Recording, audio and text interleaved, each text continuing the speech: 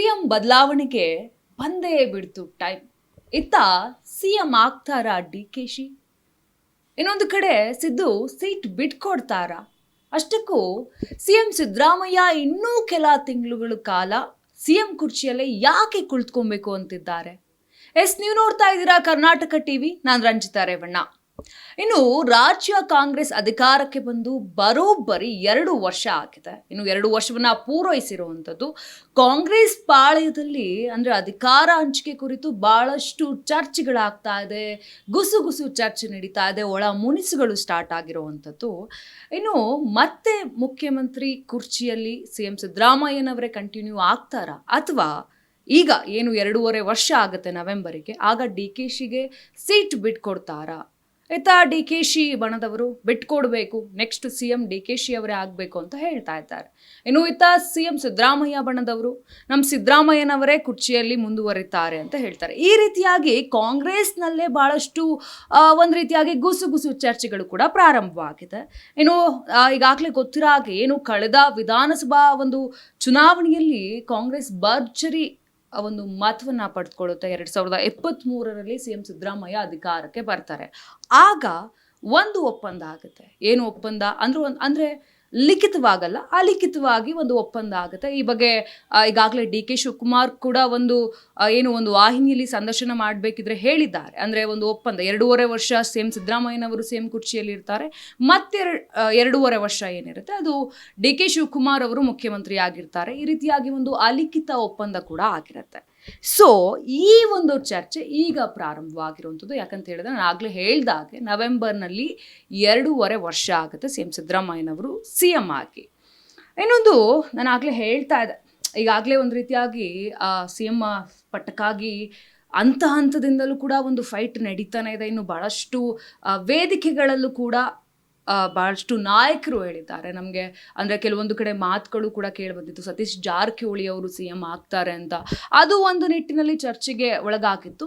So ಈಗ D K Shivakumar ಅವರಿಗೆ CM ಸಿದ್ದರಾಮಯ್ಯನವರು ಸಿಎಂ ಕುರ್ಚಿಯನ್ನು ಬಿಟ್ಕೊಡ್ತಾರಾ ಅನ್ನೋದು ಒಂದು ದೊಡ್ಡ ಪ್ರಶ್ನೆ ಆಗಿ ನಿಂತಿದೆ. ಸೊ ಈ ರೀತಿಯ ಸಂದರ್ಭದಲ್ಲಿ ಇನ್ನು ಏನು ಒಂದು ಕೈ ಪಾಳೆಯದಲ್ಲಿ ಮೊದಲಿನಿಂದಲೂ ಕೂಡ ಒಂದು ಸಂಘರ್ಷ ಆಗ್ತಾ ಇದೆ. ಯಾಕೆ ಅಂದರೆ ಈ ಸಿಎಂ ಬದಲಾವಣೆ ವಿಚಾರವಾಗಿ ಇದು ಒಂದು ರೀತಿಯಾಗಿ ವಿರೋಧ ಪಕ್ಷವರಿಗೆ ಅಡ್ವಾಂಟೇಜ್ ಆಗ್ತಾ ಇದೆಯಾ? ಈ ಪ್ರಶ್ನೆಗಳು ಕೂಡ ಮೂಡಿ ಬರ್ತಾ ಇದೆ. ಇನ್ನೊಂದು ಕಡೆ ಜನರಿಗೆ ಅನಿಸ್ತಾ ಇದೆ, ಎಲ್ಲೊಂದು ಕಡೆ ಕಾಂಗ್ರೆಸ್ ಸರ್ಕಾರ ಒಡೆದುಕೊಳ್ತಾ ಇದೆಯಾ, 2 ಭಾಗವಾಗ್ತಾ ಇದೆಯಾ? ಈ ರೀತಿಯಾಗಿ ಪ್ರಶ್ನೆಗಳು ಮೂಡ್ತಾ ಇರುವಂಥದ್ದು. ಇದಕ್ಕೆಲ್ಲಕ್ಕೂ ಕಾರಣ ಸಿಎಂ ಬದಲಾವಣೆ. ಇನ್ನು ನಾನು ಆಗಲೇ ಹೇಳ್ತಾ ಇದ್ದೆ, ಮೊದಲನೇದಾಗಿ ಮಾತಿನ ಪ್ರಾರಂಭದಲ್ಲಿ ಸಿದ್ದು ಅವರು ಇನ್ನೂ ಕೂಡ ಕೆಲ ತಿಂಗಳುಗಳ ಕಾಲ ಯಾಕೆ ಸಿಎಂ ಕುರ್ಚಿನಲ್ಲಿ ಕುಳಿತುಕೊಬೇಕು ಅಂತ ಆಯ್ತಾರೆ.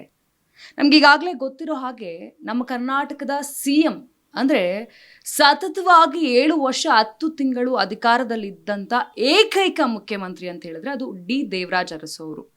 ನಂತರ ಸಿಎಂ ಸಿದ್ದರಾಮಯ್ಯನವರು 2018ರಲ್ಲಿ ಸಿಎಂ ಆಗ್ತಾರೆ, 5 ವರ್ಷಗಳನ್ನು ಪೂರೈಸ್ತಾರೆ. ನಂತರ ಈಗ ಆಗಿರುವಂಥದ್ದು ಇನ್ನು ಆ ಒಂದು ರೆಕಾರ್ಡನ್ನು ಬ್ರೇಕ್ ಮಾಡ್ಬೇಕಂತ ಹೇಳಿದ್ರೆ, ಅಂದರೆ ಏನು ದೇವರಾಜ್ ಅರಸು ಅವರು 7 ವರ್ಷ 10 ತಿಂಗಳಾಗಿದ್ರು, ಆ ರೆಕಾರ್ಡನ್ನು ಬ್ರೇಕ್ ಮಾಡಬೇಕು ಅಂತ ಹೇಳಿದ್ರೆ ಸಿಎಂ ಸಿದ್ದರಾಮಯ್ಯನವರು ಏನು ಮುಂದಿನ ಮಾರ್ಚ್ ಅಥವಾ ಏಪ್ರಿಲ್ವರೆಗೂ ಕೂಡ ಸಿಎಂ ಕುರ್ಚಿಯಲ್ಲಿ ಕುಳಿತುಕೊಬೇಕು. ಈಗಾಗಲೇ ಸಿಎಂ ಸಿದ್ದರಾಮಯ್ಯನವರು ಹೇಳಿದ್ದಾರೆ, ಮುಂದಿನ ಒಂದು ಏನು ಚುನಾವಣೆ ಇದೆ ಆ ಚುನಾವಣೆಯಲ್ಲಿ ನಾನು ಸ್ಪರ್ಧೆಯನ್ನು ಅಂದರೆ ಸಿಎಂ ಸ್ಥಾನಕ್ಕೆ ಸ್ಪರ್ಧೆಯನ್ನು ಮಾಡುವುದಿಲ್ಲ, ಇದು ನನ್ನ ಕೊನೆಯ ಅವಧಿ ಅಂದರೆ ಸಿಎಂ ಅವಧಿ ಕೂಡ ಆಗಿರುತ್ತೆ ಅಂತ ಹೇಳಿದ್ದಾರೆ. ಸೊ ಈ ಒಂದು ನಿಟ್ಟಿನಲ್ಲಿ ಸಿಎಂ ಸಿದ್ದರಾಮಯ್ಯನವರು ಅಂದರೆ ಏನು ಏಪ್ರಿಲ್ವರೆಗೂ ನಾನು ಸಿಎಂ ಆಗಿದ್ರೆ ಆ ರೆಕಾರ್ಡನ್ನು ಮುರಿಬೋದು. ಈ ರೀತಿಯಾಗಿ ಏನಾದರೂ ಆ ಒಂದು ಮೊರೆಯನ್ನು ಇಟ್ಕೊಂಡು ಹೈಕಮಾಂಡ್ ಮೆಟ್ಟಿಲನ್ನು ಹತ್ತಿದ್ರೆ, ಅಥವಾ ಈ ಒಂದು ಮೊರೆಯನ್ನು ಹೈಕಮಾಂಡ್ ಮುಂದೆ ಇಟ್ಟರೆ, ಹೈಕಮಾಂಡ್ ಏನಾದರೂ ಇದಕ್ಕೆ ಸಮ್ಮತಿಯನ್ನು ಕೊಟ್ಟರೆ ಏಪ್ರಿಲ್ವರೆಗೂ ಕೂಡ ಸಿಎಂ ಸಿದ್ದರಾಮಯ್ಯನವರು ಮುಂದುವರಿತಾರೆ. ಆದರೆ ಇತ್ತ ಡಿ ಕೆ ಶಿ ಅವರು ಸುಮ್ಮನೆ ಇರ್ತಾರಾ? ಈಗಾಗಲೇ ಭಾಳಷ್ಟು ಒಂದು ರೀತಿಯಾಗಿ ಆಸೆಯಿಂದ ಇರ್ತಾರೆ, ಸಿಎಂ ಸ್ಥಾನವನ್ನು ಪಡ್ಕೋಬೇಕು, ನೆಕ್ಸ್ಟು ನಾನು ಸಿಎಂ ಆಗಬೇಕು ಅಂತ. ಹೀಗೆ ಒಂದು ಸಂದರ್ಶನ ನಡಿಬೇಕಾದ್ರೂ ಕೂಡ ಅವರು ಹೇಳ್ತಾರೆ, ಇಲ್ಲ ಈಗಾಗಲೇ ನಮ್ಮದು ಒಂದು ಒಪ್ಪಂದ ಆಗಿದೆ, ಯಾವುದೇ ಭಿನ್ನಾಭಿಪ್ರಾಯಗಳಿಲ್ಲ, ನಾವಿಬ್ಬರೂ ಕೂಡ ಒಟ್ಟಿಗೆ ಇದ್ದೀವಿ, ಅಂದರೆ ಒಟ್ಟಿಗೆ ಆಡಳಿತವನ್ನು ಮಾಡ್ತಾ ಇದ್ದೀವಿ, ಅದು ಲಿಖಿತವಾಗಿಲ್ಲ ಅಂದರೂ ಅದನ್ನು ನಾನು ಈಗ ಹೇಳೋ ಸಂದರ್ಭ ಬರೋದಿಲ್ಲ. ಬಟ್ ಒಂದು ಒಪ್ಪಂದ ಆಗಿದೆ, ಅದು ಸಮಯ ಬಂದಾಗ ನಾನೇ ಹೇಳ್ತೀನಿ ಅನ್ನೋ ಒಂದು ಮಾತನ್ನು ಕೂಡ ಆಡಿದರು. ಬಟ್ ಆದರೆ ಎಲ್ಲೋ ಒಂದು ಕಡೆ ಡಿ ಕೆ ಶಿ ಅವರಿಗೆ ಒಳ ಮುನಿಸು ಪ್ರಾರಂಭವಾಗಿದೆಯಾ ಅಂತ. ಇನ್ನು ಇತ್ತೀಚೆಗಷ್ಟೇ ಹೈಕಮಾಂಡ್ ನಾಯಕರನ್ನು ಕೂಡ ಡಿ ಕೆ ಶಿ ಅವರು ಭೇಟಿಯಾಗಿ ಈ ಬಗ್ಗೆ ಚರ್ಚೆಯನ್ನು ಕೂಡ ಮಾಡ್ತಾರೆ. ಚರ್ಚೆಯನ್ನು ಮಾಡಿದ್ರು ಕೂಡ ಎಲ್ಲೋ ಒಂದು ಕಡೆ ಸಿ ಎಂ ಕುರ್ಚಿ ಡಿ ಕೆ ಶಿ ಅವರಿಗೆ ಒಲಿತಾ ಇಲ್ಲ. ಇದು ಒಂದು ರೀತಿಯಾಗಿ ತಲೆನೋವಾಗಿರುವಂಥದ್ದು. ಇನ್ನು ಈ ಕಡೆ ಡಿ ಕೆ ಶಿ ಬಣದವರು ಇಲ್ಲ ನೆಕ್ಸ್ಟ್ ಸಿ ಎಂ ಇವರೇ ಆಗಬೇಕು ಅಂತ ಇದ್ದಾರೆ. ಸೊ ಈ ಒಂದು ನಿಟ್ಟಿನಲ್ಲಿ ಕರ್ನಾಟಕ ರಾಜ್ಯದಲ್ಲಿ ಏನಾಗ್ತಾ ಇದೆ, ಅದರಲ್ಲೂ ಕಾಂಗ್ರೆಸ್ ಪಕ್ಷದಲ್ಲಿ ಒಳಮುನಿಸುಗಳು ಪ್ರಾರಂಭವಾಗಿದೆಯಾ? ಇನ್ನು ಯಾವ ಒಂದು ಮಟ್ಟಕ್ಕೆ ಹೋಗಿ ಒಳಮುನಿಸು ತಲುಪುತ್ತೆ? ಗುಸುಗುಸುಗು ಚರ್ಚೆಗಳಾಗ್ತಾ ಇದೆಯಾ?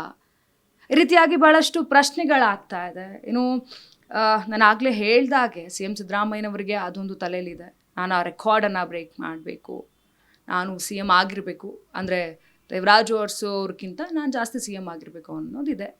ಸೊ ಸದ್ಯಕ್ಕೆ ಭಾಳಷ್ಟು ಚರ್ಚೆಗಳು ಕೂಡ ಆಗ್ತಾ ಇದೆ. ಇನ್ನು ಏನು ಒಳ ಮುನಿಸುಗಳು ಆಗಿತ್ತು, ಆ ಒಳ ಮುನಿಸುಗಳ ಬಗ್ಗೆ ಭಾಳಷ್ಟು ಕಡೆ ಮಾತನಾಡಿದ್ದಾರೆ. ನೀವು ಅಂದ್ಕೊಂಡಿರೋ ರೀತಿಯಾಗಿ ಯಾವುದೂ ಭಿನ್ನಾಭಿಪ್ರಾಯಗಳಿಲ್ಲ, ಎಲ್ಲರೂ ಕೂಡ ಒಟ್ಟಾಗಿದ್ದೇವೆ ಅಂತ.